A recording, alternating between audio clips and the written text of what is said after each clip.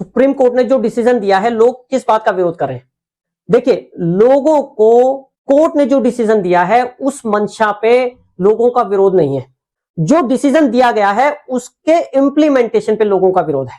लोगों का मानना क्या है कि ये जो डेफिनेशन है 100 मीटर वाली, ये फाइनल मानी जाएगी इन फ्यूचर, प्रैक्टिकल लेवल पे यही फाइनल हो जाएगी। मैं आपको एक प्रैक्टिकल एग्जांपल देता हूं। दुकान मालिक या मकान मालिक हर साल अपनी दुकान या मकान का किराया 10% बढ़ा देते हैं किराएदारों के लिए। संभवतः किसी समय में कोर्ट की तरफ से यह डिसीजन आया होगा कि भाई जो मैक्सिमम लिमिट है वो 10% है, यानी कि किराया 10% से ज्यादा नहीं बढ़ाया जा सकता।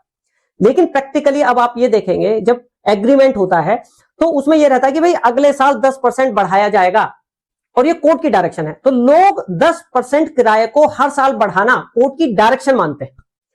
अब लोगों को डर यह है कि इस केस में भी ऐसा ही हो सकता है कि वो जो डेफिनेशन है वो ही फाइनल हो जाएगी, वो ही नॉर्म बन जाएगा कि भाई 100 मीटर देखा, अगर 100 मीटर से कम है तो हाँ भाई ये वैलिड है, इसे काट सकते हैं, यहां खनन कर सकते हैं। तो लोगों का डर बहुत प्रैक्टिकल है।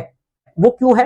क्योंकि बहुत सारे केसेस इस तरीके के आते हैं भारत में कि जहां प्रशासन और माइन ऑपरेटर की सेटिंग हो जाती है। अब रोज रोज तो लोग पहुंच नहीं पाएंगे कोर्ट में, है ना?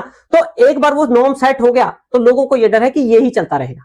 और इसके साथ साथ कुछ लोगों को जो कोर्ट ने डिसीजन दिया है उस मंशा पे भी डाउट लगता है। जिस तरीके से पास्ट में कोर्ट के डिसीजन आए हैं अलग अलग विषयों पे, तो जो एक स्वच्छ छवि होती थी कोर्ट की, है ना, अब शायद लोगों के दिमाग में वो छवि भी धूमिल हुई है।